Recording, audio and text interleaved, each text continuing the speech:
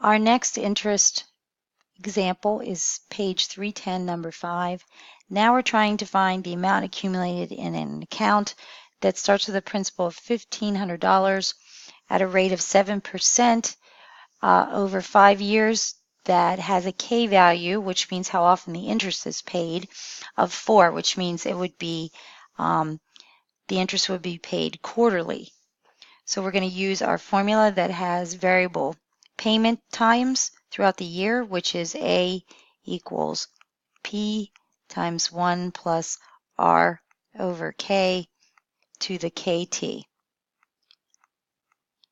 So we just have to fill in all our values and solve for A. So our accumulated value is going to be the 1,500 times 1 plus 0.07 over 4 to the 4 times 5. So when we put this in the calculator, we get an accumulated value of 21,000.